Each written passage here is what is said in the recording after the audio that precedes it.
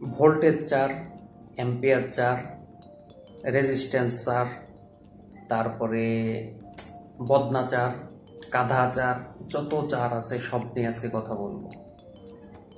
তো এগুলো বলার একটা কারণ আছে, সেটা হচ্ছে বর্তমান প্রেক্ষাপটে চারের যে ক্লাসিফিকেশন, এত প্রকার চার যে আমাদের মতো সাধারণ অ্যাংলার যারা আছি তারা অনেকটাই কনফিউজড যে কোন চারটা আমরা কোথায় ইউজ করব। অবশ্যই ভিডিওটি না টেনে পুরো ভিডিওটি দেখার চেষ্টা করবেন।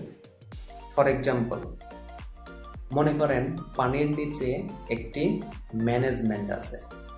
তো এই ম্যানেজমেন্টের কাজ হচ্ছে যে যেমন জেলখানাতে ফাঁসিপ্রাপ্ত যে আসামি থাকে সে একটা কন্ডেম সেলে থাকে, যাবজ্জীবন যে সাজাপ্রাপ্ত থাকে সে আরেক সেলে থাকে। এইভাবে পার্ট বাই পার্ট বা সেল বাই সেল আসামিদের রাখা হয়।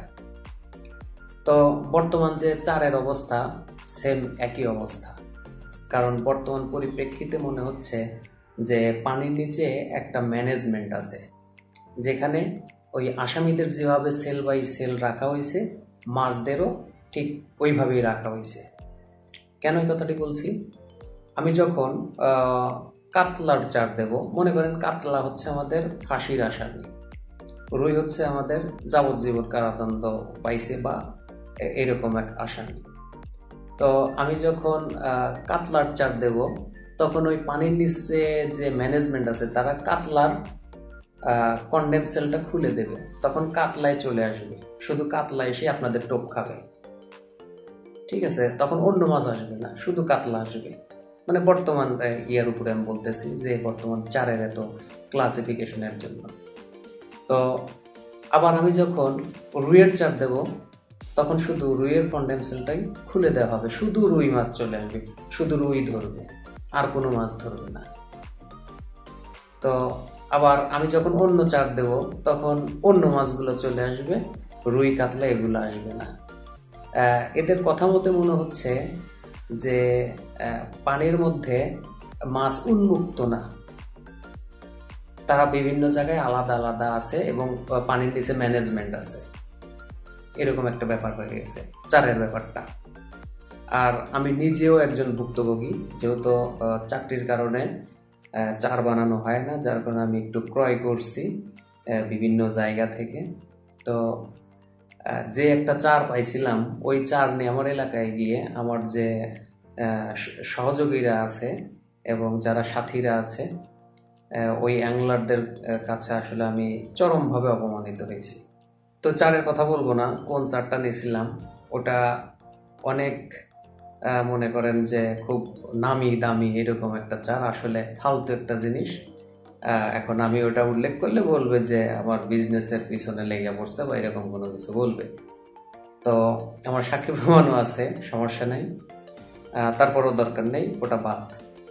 তো একটা কুকিং চ্যানেল যেরকম মনে করেন যে একটা যে কোনো একটা রেসিপি যদি আপনি সার্চ করেন তাহলে দেখবেন যে ওই একই রেসিপির ভিডিও হাজার হাজার আছে ইউটিউবে।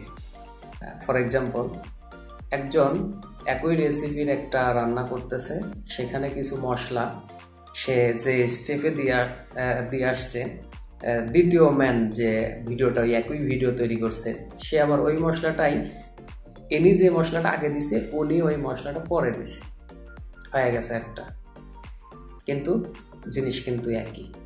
তো চারের ব্যাপারটা আমি এটাই মনে করি। এমনকি এর মধ্যে চারের মধ্যে দেন আপনারা যে মাছ শুধু কাতল আসবে, শুধু রুই আসবে। আমরা তো মাছ নদীতে ধরি, তাও আমরা যে চার তৈরি করি এগুলো দিয়ে আমরা নদীতে মাছ ধরি।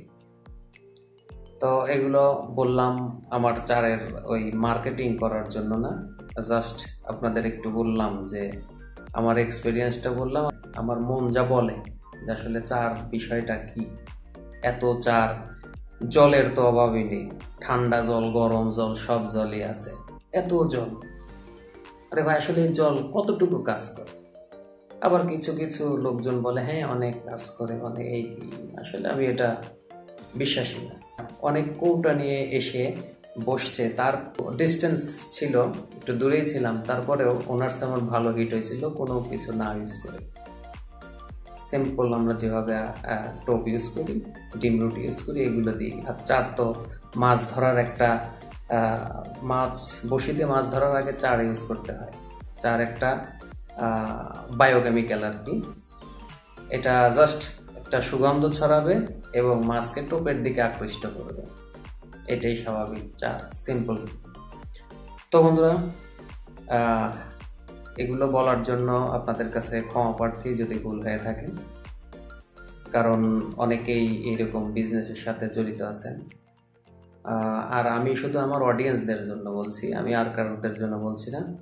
তো সবাই ভালো থাকবেন, আল্লাহ হাফেজ।